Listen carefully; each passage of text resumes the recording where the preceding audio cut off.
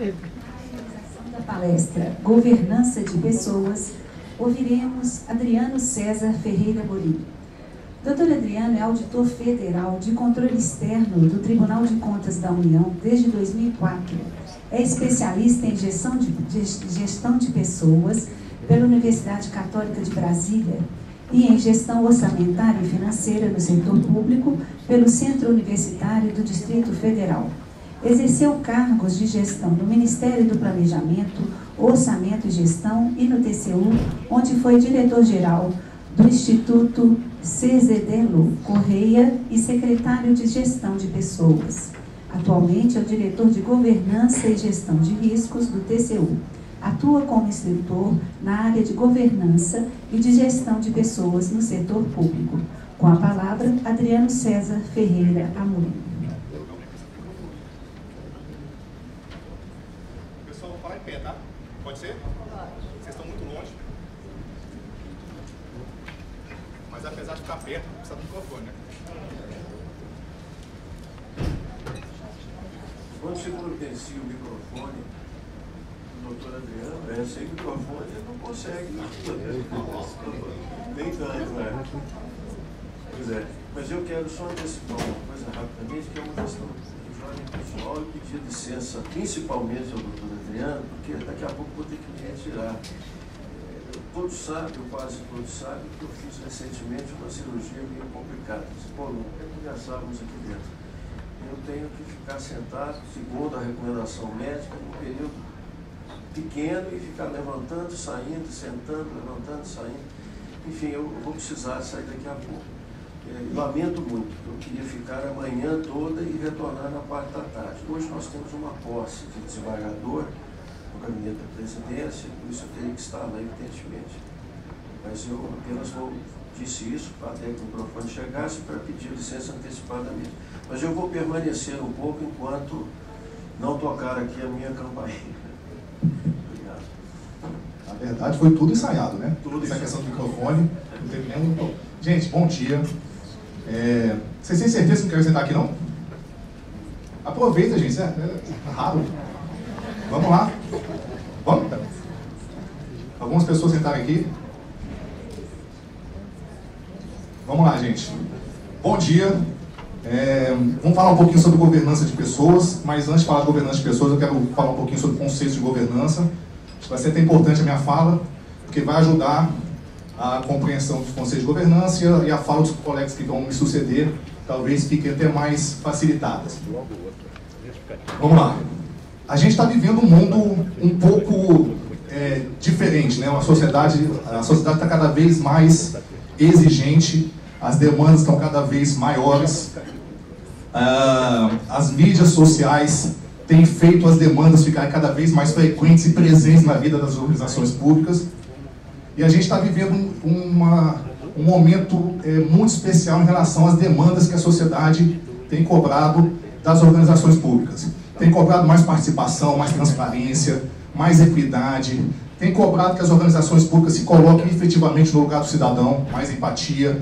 Então todas essas demandas estão cada vez mais fortes, mais qualificadas e mais presentes na vida das organizações públicas. Então a gente tem um crescimento de demandas, de qualificação dessas demandas cada vez maior.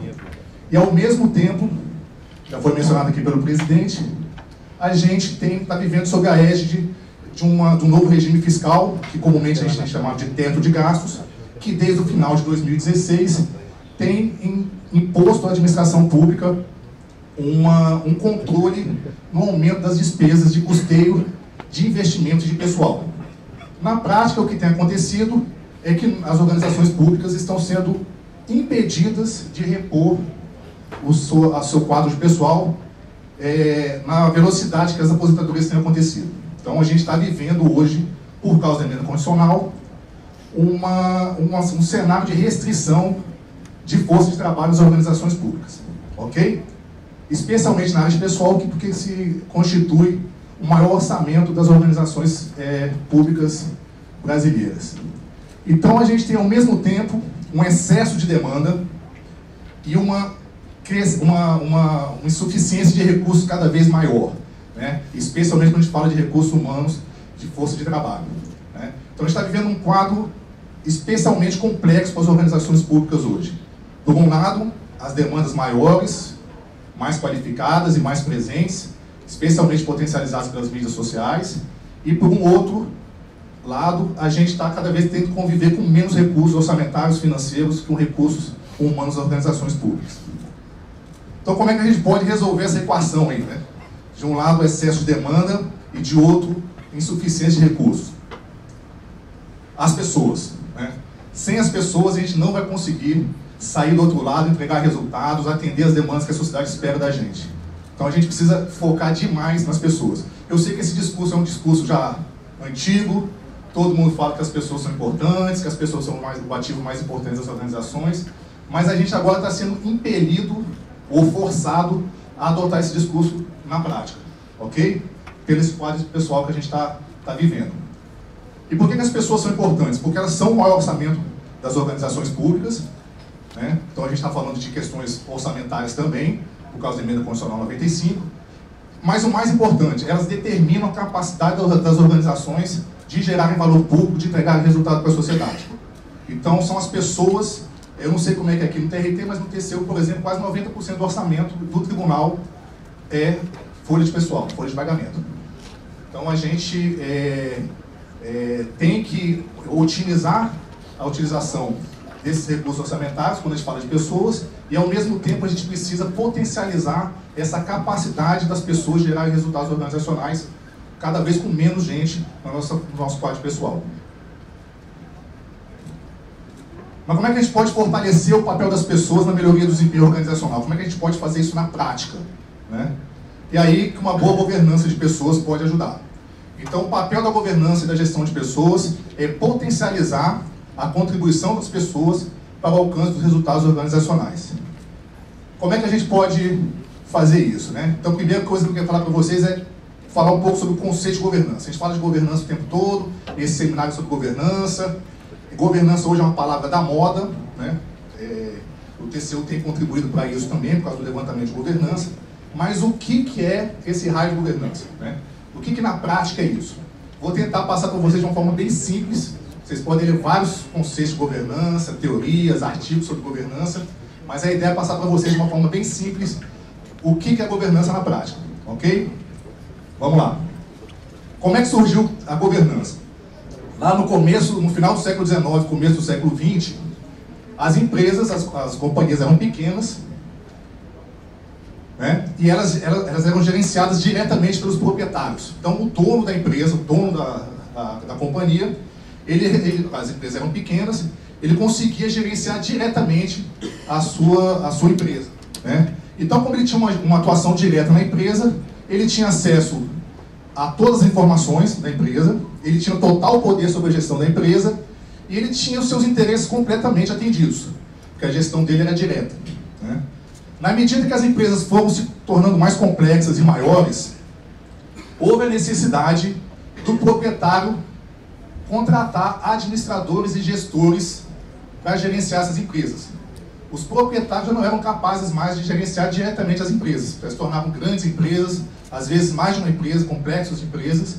Então foi necessário se contratar um administrador para o qual foi delegada a execução da gestão da empresa.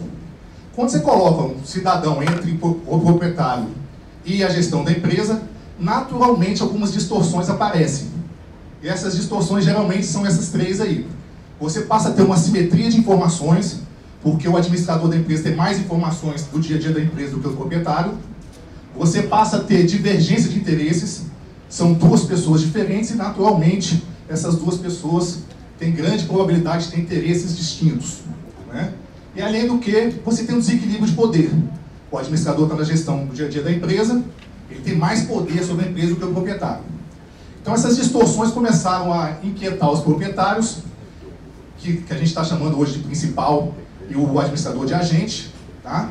Essas distorções começaram a inquietar o principal, né, que é o proprietário, e criaram-se mecanismos de avaliação, de direcionamento e de monitoramento para tentar diminuir essa assimetria de informações, essa divergência de interesses e esse desequilíbrio de poder. É isso que é governança, gente. É isso que é governança. Então vocês vão perceber que todas as práticas de governança, elas tendem a atuar numa dessas três distorções aqui. Quando eu falo de transparência, por exemplo, eu estou atuando em assimetria de informações. Eu estou dando mais informações para o proprietário, né? Quando eu falo em ouvir as partes interessadas para fazer meu planejamento estratégico, eu estou falando de divergência de interesse, estou reduzindo a divergência de interesse. Eu estou ouvindo a parte interessada para poder saber o que ela quer e fazer meu planejamento estratégico a partir disso. Ok? Quando eu coloco pessoas participando de conselhos de administração, de comitês, eu estou reduzindo o desequilíbrio de poder. Então, toda vez que eu falo de alguma prática de governança, ela está atuando numa dessas três distorções que acontecem na relação entre o principal e o agente. Governança é muito simples. Governança é isso. Ok? E no setor público, gente? Esse caboclo está com a cara bem de dúvida mesmo, né? Estou até com medo dele. E no setor público, como é que isso acontece? A mesma coisa, tá? E no setor público é muito mais importante que no setor privado. Porque no setor público, o principal é o cidadão, é o dono da empresa, é o dono da organização que a gente trabalha, que delega para nós, agentes públicos, representantes eleitos, conselhos, gestores públicos e servidores, a execução de políticas públicas. Saúde, educação, justiça, ok? É a mesma relação que a gente tem na iniciativa privada. Só que aqui é muito mais complexo, muito mais necessário do que na iniciativa privada. Vocês têm que concordar comigo que o cidadão está muito mais distante do agente do que o sócio, o acionista está distante da execução da empresa. Aqui ele tem muito menos acesso à informação, ele está muito mais distante do poder, e os interesses aqui são muito mais distintos do que numa relação acionista-presidente de uma empresa privada. Então, os mecanismos de governança são muito mais importantes aqui do que na iniciativa privada, porque o cidadão precisa muito mais disso do que lá na iniciativa privada, ele está muito mais distante do poder, ok? Então, traduzindo esses conceitos de governança, governança é o conjunto de mecanismos de liderança, de estratégia e de controle, ou de accountability, que o tribunal está usando a partir do último levantamento, tá? Utilizados pelas organizações para avaliar, direcionar e monitorar a gestão, para que a gestão consiga entregar políticas públicas e serviços de interesse da sociedade. Então, esse é o conceito de governança clássico.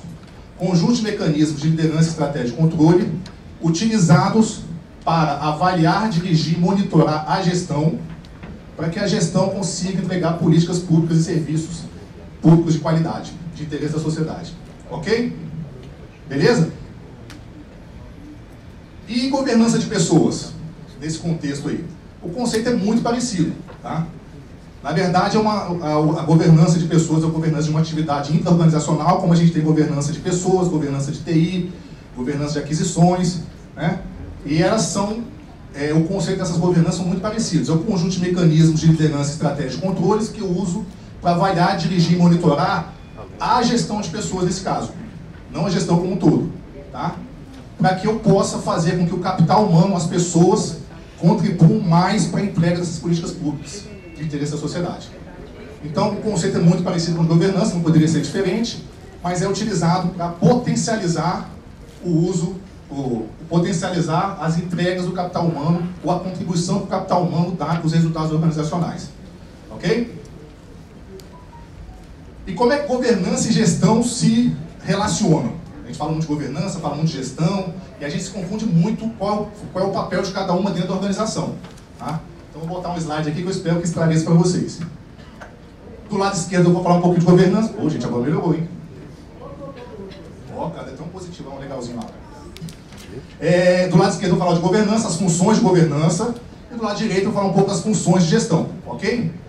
Como é que começa esse processo todo? Começa com o processo de avaliação, a função de avaliação. O que é avaliar?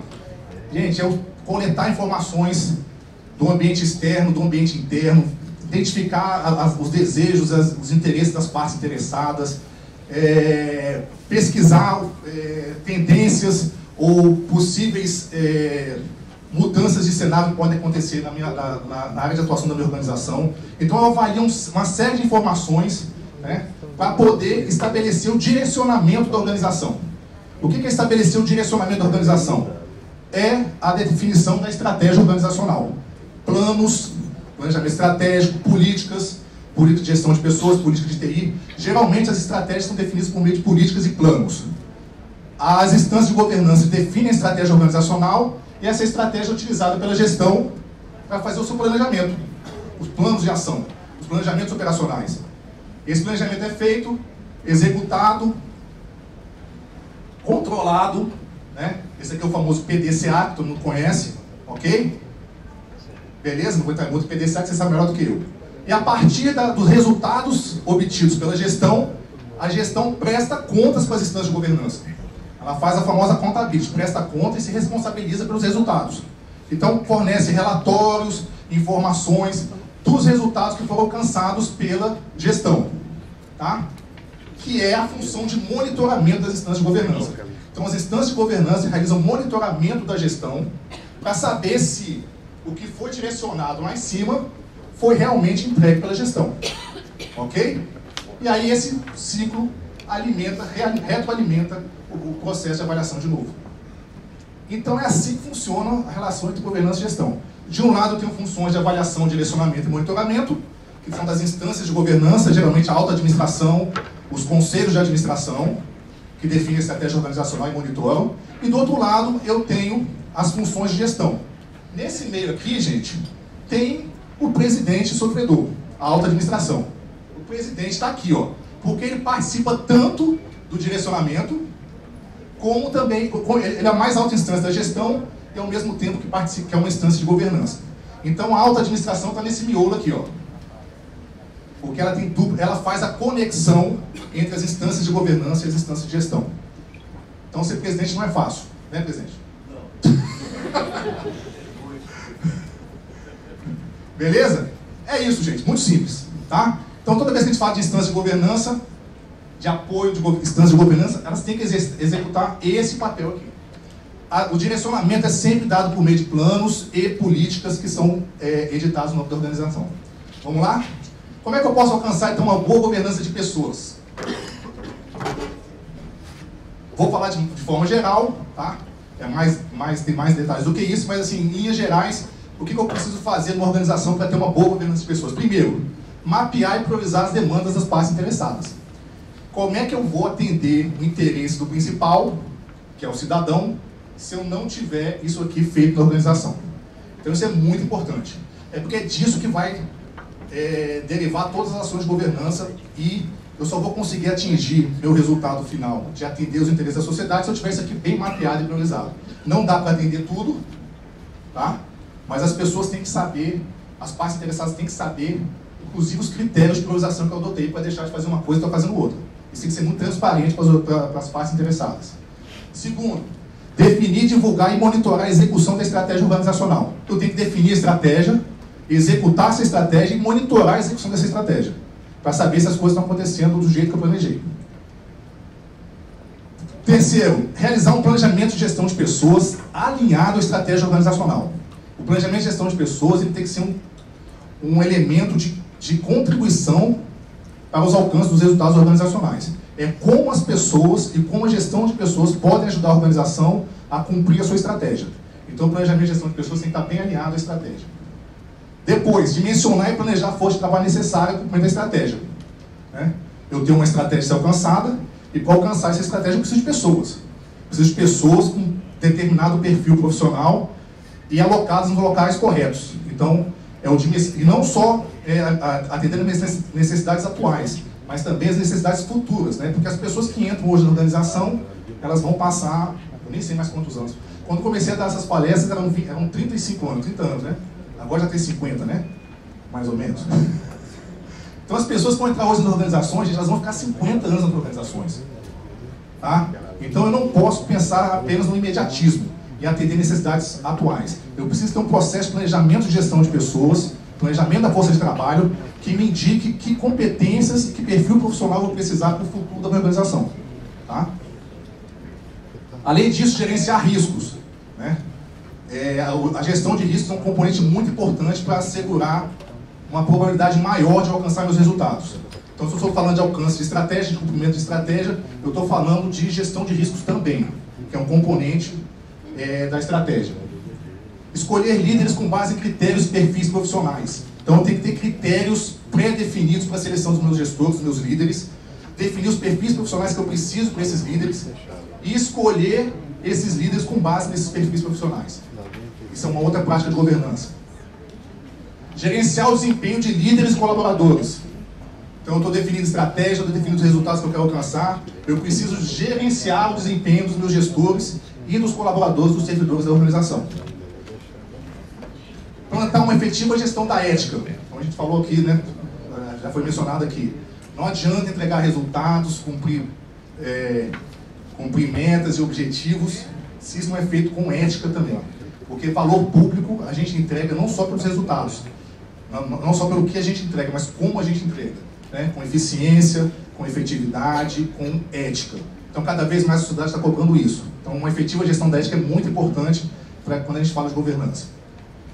Definir perfis profissionais necessários para o alcance dos resultados. Aí não só da liderança, de todos os servidores. Eu preciso definir que perfis profissionais são necessários para alcançar os resultados organizacionais. Selecionar e alocar servidores com base em perfis profissionais. Quando eu fizer concurso público, eu preciso pensar, concurso público ou seleção interna também, eu preciso pensar nas competências que eu preciso, no perfil profissional que eu preciso e onde eu preciso desse perfil profissional para poder potencializar o alcance dos resultados. Desenvolver competências com base em lacunas de competência. Ou seja, eu preciso definir o que eu tenho, o que eu preciso de perfil profissional, né?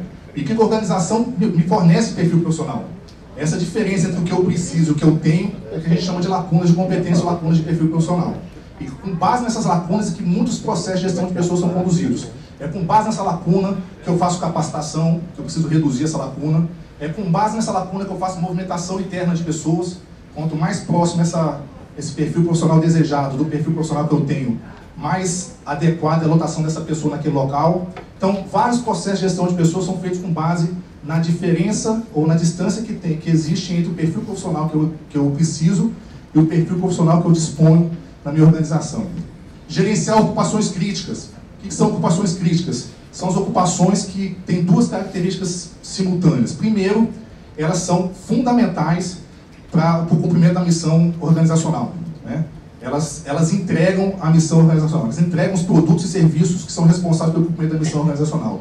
E, ao mesmo tempo, elas têm dificuldade de reposição, né? Então, se elas são fundamentais para o alcance dos resultados organizacionais e eu tenho dificuldade de repor na ausência do servidor, daquela ocupação, eu tenho uma ocupação crítica. Então, vocês podem concluir que a gestão dessas ocupações críticas é muito importante. Eu preciso identificar essas ocupações críticas, eu preciso formar sucessores para essa ocupação crítica, eu preciso ter um plano de sucessão para essas ocupações críticas. Eu não posso saber que uma pessoa vai faltar, vai aposentar amanhã, uma pessoa com ocupação crítica, e resolver ocupar essa posição amanhã, né? Se eu tenho dificuldade de reposição, às vezes eu passo anos sem poder ocupar aquela posição. Eu gosto de citar o exemplo da aeronáutica, que lá os caras têm para formar um piloto de caça, acho que eu vou chutar os valores aqui, gente, mas vocês abstraiam. Eles demoram, sei lá, 20 anos para formar um piloto de caça, tá? Então, eles têm um plano de sucessão lá, que eles já sabem quem vai entrar na Academia da Força Aérea hoje e vai ocupar a posição do fulano tal daqui a 20 anos, quando o cara se aposentar. Então, eles têm um plano de carreira lá, que prevê a sucessão dessa ocupação crítica 20 anos antes dessa ausência ocorrer. Então, o negócio é muito organizado, porque eu não posso me dar o luxo de faltar piloto de caça, né? O cara aposentar amanhã e amanhã eu começar a pensar em formar um piloto de caça. Então, eu estou dando esse exemplo da aeronáutica, que é muito extremo, mas nas nossas organizações também acontece. Às vezes a gente demora muito para formar determinada pessoa que ocupa uma posição crítica, então a gente precisa pensar em formar essa pessoa, sucessores, com bastante antecedência, para que essa ocupação crítica não seja crítica quando ela faltar, ok? Gerenciar o clima organizacional, não adianta falar de resultado, a gente até às vezes consegue alcançar resultados durante um curto espaço de tempo sem um bom clima, mas de forma sustentável e perene, não há como falar em alcance de resultados sem gerenciar clima organizacional, sem dar ao servidor condições de bem-estar e de qualidade de vida que possam dar a esses resultados um caráter mais perene e sustentável. Implantar e avaliar programa de qualidade de vida no trabalho também é outra questão vinculada ao clima, mas aqui é muito importante a gente ter a noção de que um programa de qualidade de vida no trabalho não é um programa apenas para gerar qualidade de vida no trabalho, assim, de forma, como é que eu vou dizer, tratar sintomas, né? Tratar sintomas. Porque qualidade de vida do trabalho está muito ligada à qualidade da chefia, à qualidade do ambiente de trabalho, a relações interpessoais. Então a gente precisa também tratar a qualidade de vida do trabalho como um conjunto de causas que levam a uma má qualidade de vida no trabalho. Não adianta nada eu fazer ginástica laboral, fazer yoga, aqui tem yoga? Yoga, sei lá, que são programas de qualidade de vida que tratam sintomas, que tratam consequências. Então, o programa de qualidade de vida no trabalho deve tratar as causas, porque senão a gente vai estar enxugando gelo sempre, tá? Então, é importante avaliar também resultados de programas de qualidade de vida no trabalho, ok? Quanto que esse programa de qualidade de vida no trabalho reduz o absenteísmo, quanto que melhora o desempenho das pessoas, quanto que melhora o clima organizacional, isso é bastante importante. Oferecer autonomia, flexibilidade e incentivos. As pessoas gostam de desafios, as pessoas gostam de autonomia, as pessoas gostam de flexibilidade no exercício das suas atividades. Isso é muito importante na gestão de talentos, na retenção de talentos, na retenção de servidores das organizações. Adotar práticas de reconhecimento, reconhecer as pessoas pelas contribuições que elas dão para os resultados organizacionais e pelos comportamentos que elas demonstram que sejam esperados pela organização. E, por fim, aí, monitorar o desempenho da gestão de pessoas.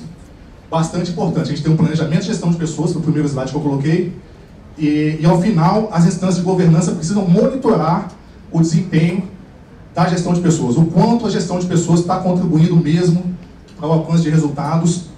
Esse é um papel muito claro das instâncias de governança. É muita coisa, né, gente? Até cansei de falar só desses slides aí em branco. Mas o levantamento de governança do TCU pode ajudar. Eu vi o Igor falando aí que você já usa o levantamento de governança, o IGG, como um documento de diagnóstico, um instrumento de diagnóstico, mas ele pode ajudar porque ele pode ser um instrumento de diagnóstico bastante importante para identificar oportunidades de melhoria e apontar e ajudar na priorização da implantação de algumas dessas práticas. Tá? Eu vou falar um pouquinho, então, sobre os resultados do TRT, tá, do levantamento de governança, que saiu semana passada. Tá? Então, deu tempo só de eu olhar muito rapidamente. Eu não olhei nem do TCU ainda. Mas, como eu vinha para cá hoje, acabei olhando o TRT primeiro. Tá? Só para vocês verem, de forma geral, como é que o TRT está dentro da administração pública, como um todo, dentro da justiça e dentro da justiça do trabalho. Eu fiz uma análise comparativa. Ok? Falando de governança e gestão como um todo, que é um índice geral que avalia a governança das organizações como um todo, tá? O TRT está com 56%, que é o estágio de capacidade intermediário. Já houve uma melhora em relação a 2017. Tá? Depois eu vou falar um pouquinho sobre a comparação. Está colocando o TRT em... Gente, só lembrando aqui, essa comparação aqui é só uma comparação de ordem de grandeza, tá? Porque o questionário ele é autodeclaratório.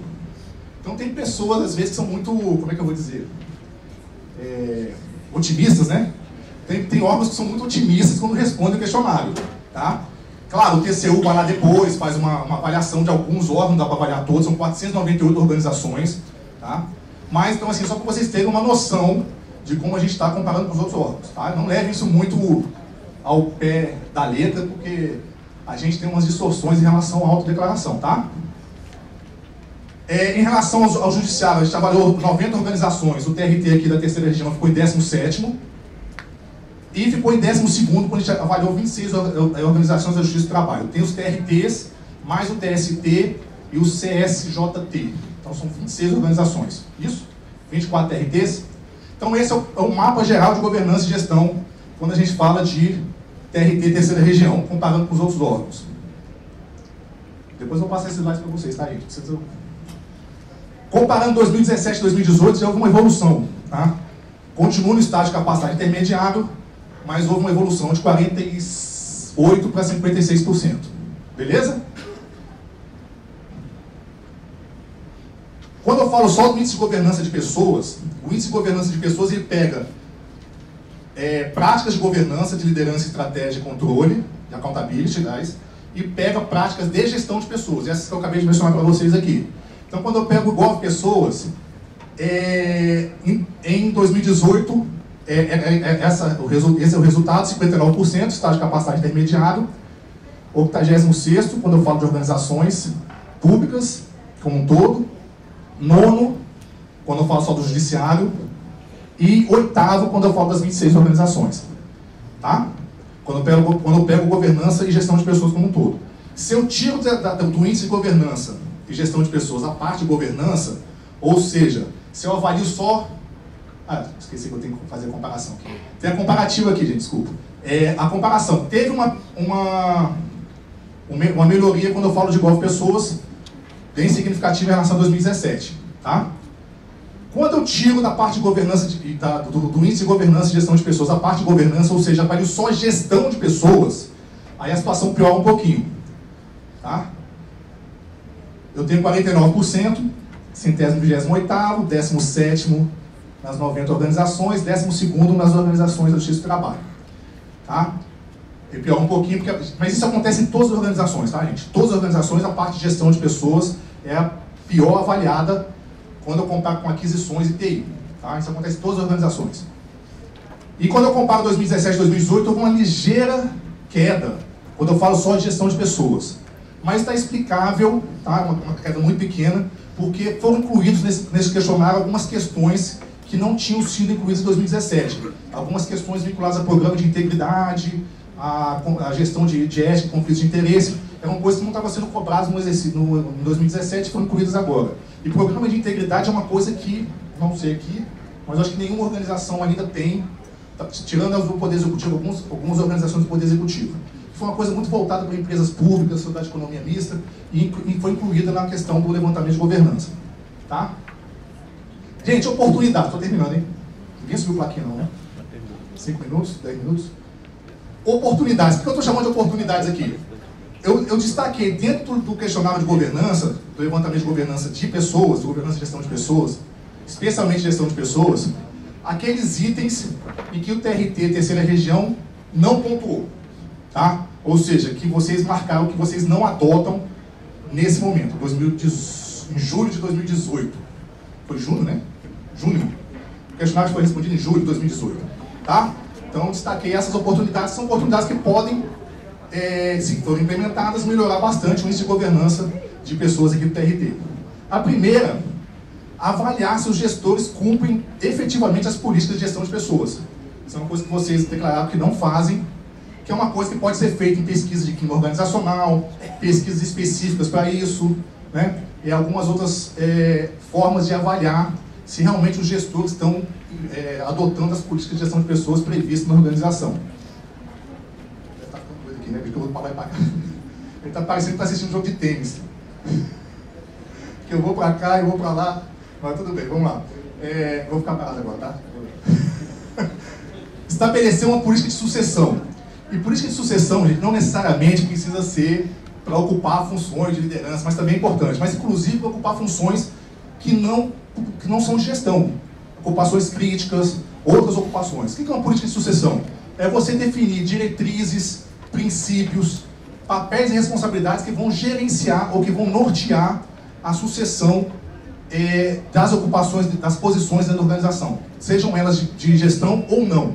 Então, eu preciso ter um conjunto de diretrizes e princípios que vão nortear essa sucessão. Tá? Isso não pode ser feito de forma assistemática, vamos dizer assim. Outra coisa que vocês falaram que não fazem, escolher gestores de acordo com perfis profissionais. Então, eu preciso definir os perfis profissionais, tá? Necessários para os cargos de gestão e escolher os gestores com base nesses perfis. Ah, você está dizendo que todos os gestores têm que ser feito processo seletivo? Não necessariamente. Tá? É óbvio que o poder da alta administração de escolher gestores, ele continua existindo, é um ato discricionário. Até porque perfil profissional, gente, não avalia confiança, não avalia empatia, não avalia simpatia. Então, claro que isso continua existindo. Mas os gestores que escolhem, os gestores da alta administração que escolhem os gestores da organização, precisam ter elementos, né, para ajudar essa escolha, para apoiar essa escolha. Então eu preciso definir quais são os perfis profissionais que eu preciso para aquela posição. Eu preciso saber que pessoas têm esse perfil profissional na organização. porque isso até ajuda os gestores da alta administração a identificar esses possíveis ocupantes desses cargos, né? Porque hoje em dia, quem vai escolher um gestor, o presidente sabe, é difícil, tem poucas informações. Você acaba escolhendo com base em alguém que te indica, ou a pessoa que você já trabalhou. Então, o seu espectro de conhecimento é muito pequeno, né? Então, quando eu trabalho com perfis profissionais desejados, e quando eu trabalho com mapeamento de perfis profissionais na organização, esse processo fica mais simples. Identificar e gerenciar ocupações críticas, já falei sobre isso aqui, então é uma coisa também que vocês falaram que não fazem, lá no TCU também a gente não faz não, mas é um processo que realmente está sendo, que está começando as organizações, e é bastante importante. Então, gente, perguntando lá como é que, para fechar a apresentação aqui, eu fiz uma pergunta, né? Como é que a gente pode fazer com que a governança de pessoas ajude a gente a melhorar os resultados organizacionais? E eu vou fechar com esse slide aqui. A primeira questão que eu gosto de mencionar é: use o levantamento do TCU como um diagnóstico. Porque tem gente que gosta de usar o levantamento do TCU como uma propaganda, né?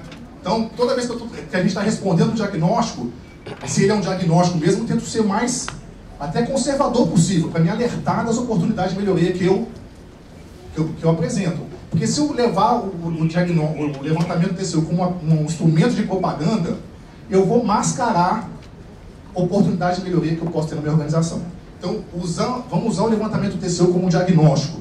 Então, vamos ser realistas, vamos ser conservadores.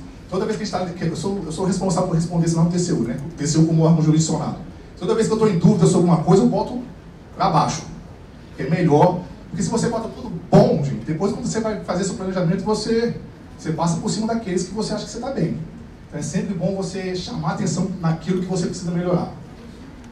A partir desse diagnóstico, vai priorizar o que você vai fazer. Não dá para fazer tudo, gente. Não dá para fazer. Se pegar aquele levantamento desse hoje, que são 96 perguntas, ou 100 perguntas mais ou menos, são 100 práticas, com mais um monte de subpráticas, vamos dizer assim, lá dentro do levantamento. Não dá para fazer tudo. Então a gente precisa priorizar a implantação dessas práticas com base na viabilidade da implantação. Tem coisas, às vezes, gente, que não é viável culturalmente, nesse momento não é o momento da organização para implantar aquilo, não é viável politicamente, não é viável tecnicamente, a gente não tem pessoas para fazer isso, não é viável operacionalmente, então não é viável normativamente, tem que mexer numa lei, alguma coisa assim. Então a gente precisa avaliar pela viabilidade da implantação e pelo impacto daquela prática no desempenho organizacional. Se a gente procurar, gente, vai ter práticas ali que tem altíssima viabilidade de implantação e alto impacto no desempenho organizacional. São essas práticas que a gente tem que começar a implantar. Então a gente tem que escolher essas práticas primeiro. Alta viabilidade e alto impacto no desempenho organizacional. E se vocês procurarem, vai ter um monte lá nesse questionário que vai cumprir essas características. Depois, elaborar um plano de ação, né? Óbvio, quem vai fazer, o que vai fazer, quando, como, ok? E incorporar isso ao sistema de planejamento da organização.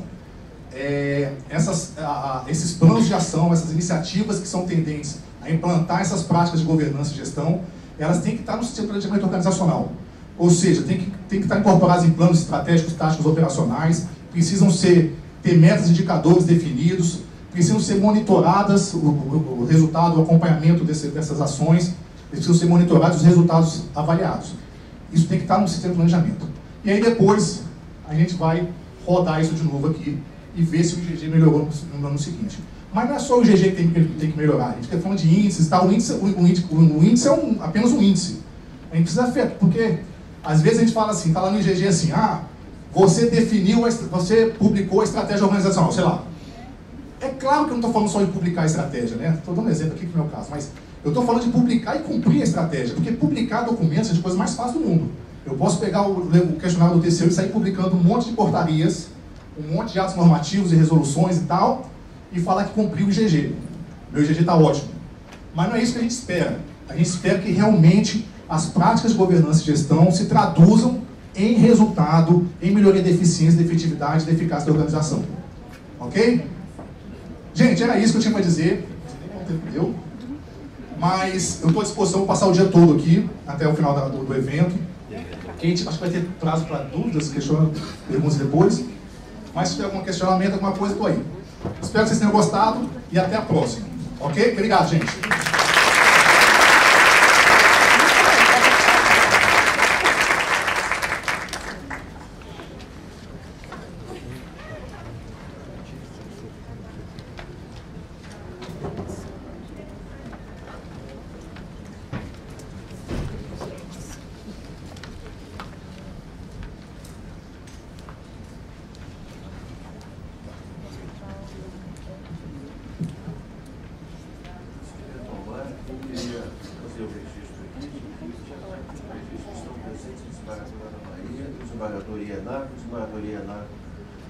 Aliás, o presidente do Comitê Gestor Local de Gestão de Pressuposto, e agora está também conosco o desembargador Emerson Lage, que é o presidente nesta gestão e na anterior do Comitê Gestor de TI.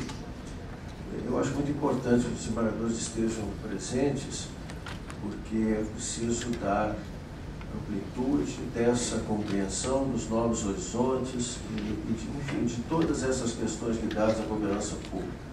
São especialmente interessados os que se fazem presentes, mas eu tenho certeza que isso vai se ampliando para que todo o tribunal possa ser, como tem sido a rigor, informado, né, por meios institucionais e convidado a participar, é claro, dessas iniciativas como a do seminário que ora se realiza. Doutora Adriana, a sua exposição foi absolutamente brilhante, muito importante, e esses dados são para nós um estímulo, é claro, né, para uma compreensão mais ampla da nossa posição, da nossa situação no âmbito institucional e, ao mesmo tempo, de rigor para que novas práticas se aprimorem, se aperfeiçoem no nosso âmbito. É um processo que está em curso, pelo que entendi da sua exposição, em praticamente todas as organizações públicas. Muito obrigado, parabéns. Eu vou tentar ficar mais um pouquinho, porque parece que a Sheila vai fazer uma exposição a gerente de projetos. Vou ficar mais um pouquinho, daqui a pouco vou ter que sair mesmo, porque, bom, pelas razões que já expliquei. Será aberto um espaço para perguntas, que poderão ser feitas através de microfones que estão disponibilizados na plateia?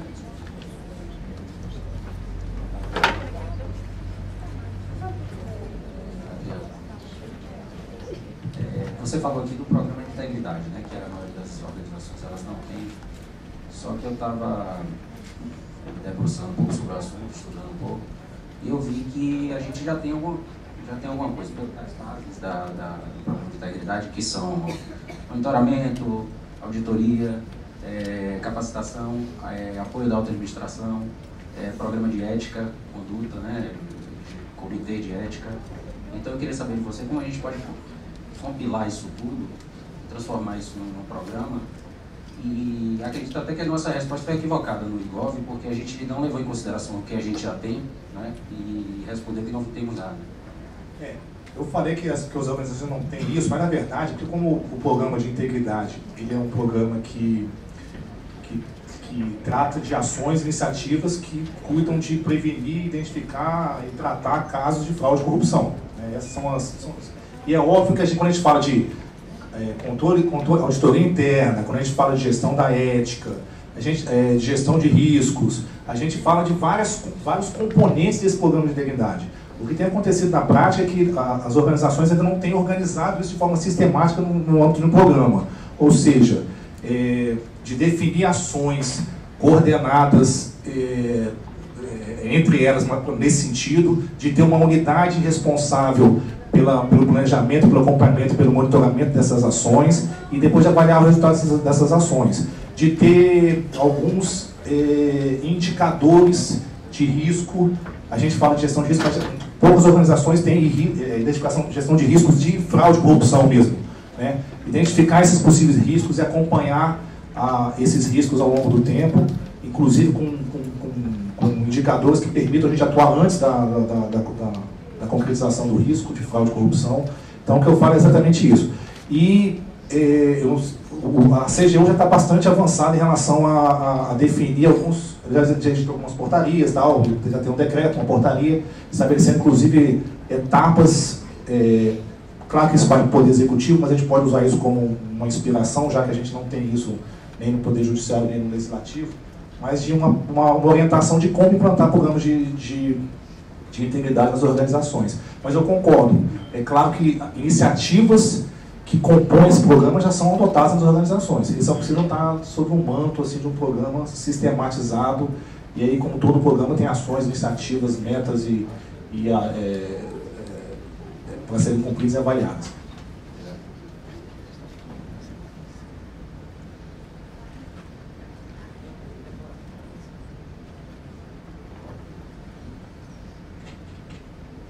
Adriano, eu queria fazer uma pergunta. Foi abordada a necessidade de ouvir as demandas da sociedade, né? Para que a gente saiba se está no caminho certo, se está realmente entregando o que ela espera de nós, né? E aí eu fiquei me perguntando aqui, como pensar em pesquisas que sejam realmente representativas dos interesses da sociedade, do jurisdicionário, né?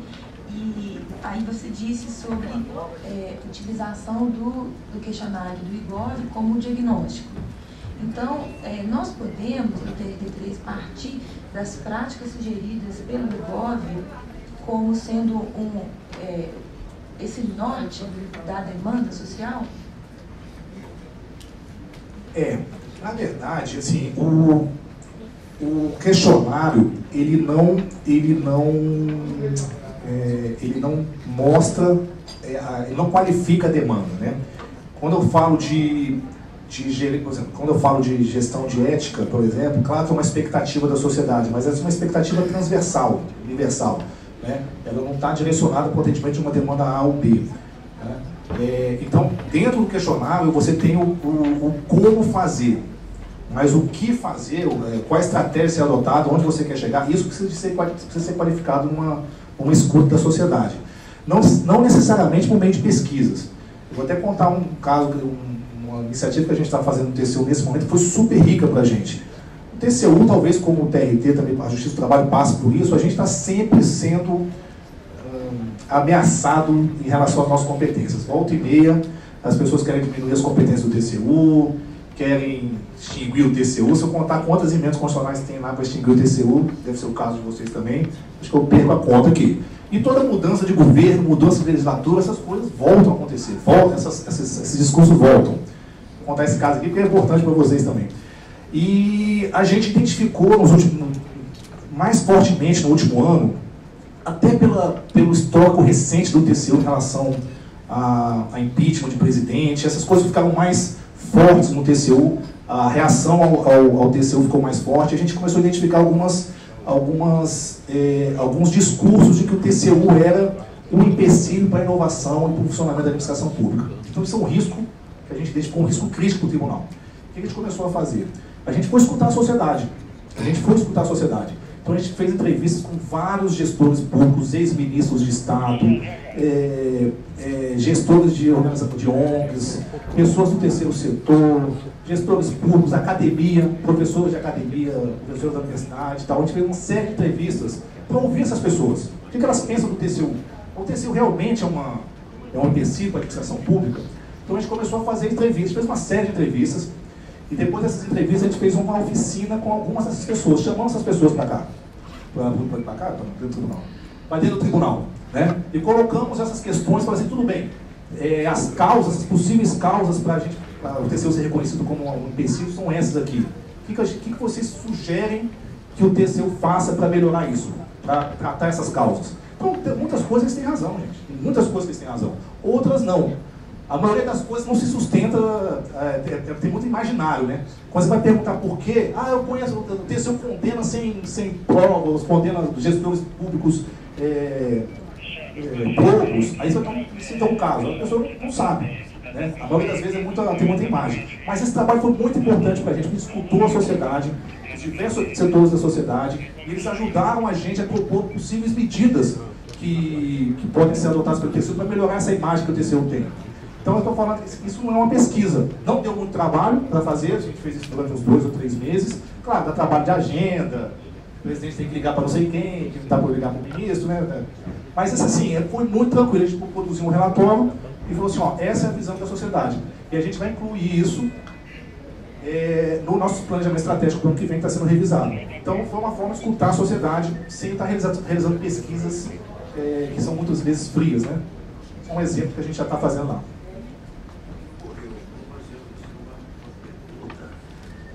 Não exatamente uma pergunta, mas até mais do que isso. Perceber quão paralelos correm os nossos caminhos, talvez. Né? Em todos os sentidos, inclusive nas dificuldades que enfrentamos acerca da crítica, né? Da tarefa da crítica, a crítica positiva ou a crítica que tem um caráter um objetivo de derrição. Nós estamos enfrentando isso de fato. A justiça do trabalho, porque lida com um valor da vida que é absolutamente fundamental, a dimensão constitutiva da vida social, que é o trabalho, né? que se valoriza, que fundamenta toda a ética da sociedade contemporânea, está fundamentado no trabalho. Esse dado é absolutamente notável, porque quem primeiro consignou essa percepção, expressou essa percepção no campo da filosofia fez entre os séculos XVII e XVIII, final do século XVII e XVIII, e ela se desenvolveu ao longo do tempo. Mas, ao mesmo tempo, esse valor do trabalho fundante para toda a ética da sociedade contemporânea, da modernidade, na sociedade contemporânea e em toda a modernidade, para ser mais exato, não recebe, de fato, o influxo e o prestígio e o compromisso que se deve ter das instituições, de um modo geral. Então, muitas vezes o trabalho fica esquecido. Criou-se uma justiça para cuidar das questões e dos conflitos atinentes ao trabalho, e vai, no ir e vir, se apregou eventualmente a necessidade da sua extinção como se ela fosse um empecilho. O Tribunal de Contas da União sofre, num outro prisma, evidentemente, esta crítica com as emendas constitucionais que a gente sabe que propõem sua extinção, ou até a sua extinção, que é um rematado absurdo, e eventualmente a redução de suas competências. Por quê? Porque incomoda. Porque está fazendo a sua tarefa, porque está cumprindo o seu dever. Mas cumprir só o dever é pouco. É preciso ir além, é preciso fundamentalmente dialogar com a sociedade, escutá-la. Isto é absolutamente imprescindível. A sociedade, como diz um filósofo alemão, vivo ainda, Habermas, é um macro sujeito. É preciso identificar o que seja a sociedade. Nós sabemos o que é. Conversar e dialogar com este macro sujeito exige de nós uma capacidade de identificar onde estão os setores que a representam de fato. E esses setores, eu achei muito interessante essa sua resposta, esses setores não são e não estão localizados apenas no Estado, porque senão seria uma visão unilateral, cada qual dando a resposta que seja não propriamente maniqueísta, não se trata disso, mas é natural que seja ligado à sua própria experiência de agente público dentro da máquina do Estado. Mas eu achei muito interessante que se tenham ouvido, então, esse trabalho de entrevistas do Tribunal de Contas, que eu não conheço, não sabia, de cuja existência eu não tinha notícia, Mas não me surpreende que tenha sido feito, de jeito nenhum, não me surpreende, porque eu acho que o TCU é muito avançado nessas questões e nos dá uma luz de diretrizes e tal, mas que tenha sido feito procurando localizar estas instâncias de representação e dialógicas da sociedade, como as organizações não governamentais e outras tantas que cumprem um papel semelhante. Aliás, eu acho que a democracia brasileira, que nós devemos, por cuja existência, cuja sobrevivência, enfim, e por cujo avanço somos todos responsáveis, nos termos da Constituição mesmo, ela deve muito a estas entidades que são verdadeiras redes de interação social. Deve muito da sua expansão, a cidadania deve muito a elas. São essas entidades não governamentais e, portanto, independentes. Pode-se concordar ou não com elas. Eu acho que essa abordagem, por último, feita pelo doutor Adriano, desculpa, mas não, doutor Adriano,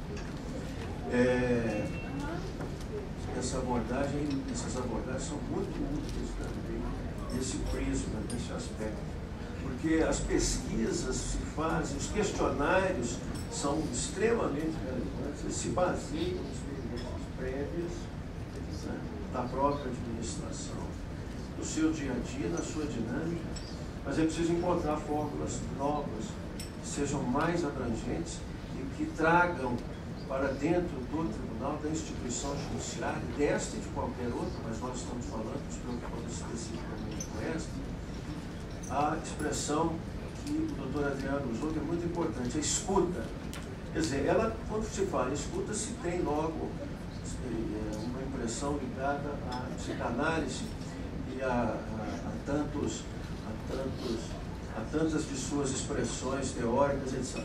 Mas nós precisamos dessa experiência, de escutar, de ouvir, de participar, de conversar, de dialogar.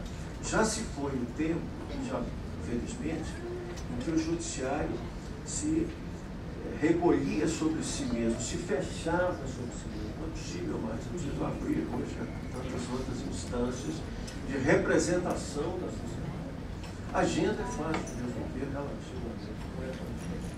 Preciso estabelecer a estratégia e a partir dela se ouvir quem se deve de fato ouvir. Achei muito interessante, obrigado. Eu vou pedir licença no momento, eu queria ficar mais um pouco ao Igor, mas de fato não vou poder, não. Eu agradeço muito a possibilidade de ter permanecido e de ter ouvido esta palestra. Certamente tão notável quanto elas serão as seguintes, e parabenizar mais uma vez a administração, os gestores do tribunal que organizaram esse trabalho, estão muito empenhados. Essa convergência de vontades é que transforma em realidades concretas as perspectivas que temos em vista. É sempre assim. Se tem uma ideia, se tem um plano, mas é preciso colocá-lo em prática e acho que é o que precisa. Muito obrigado a todos.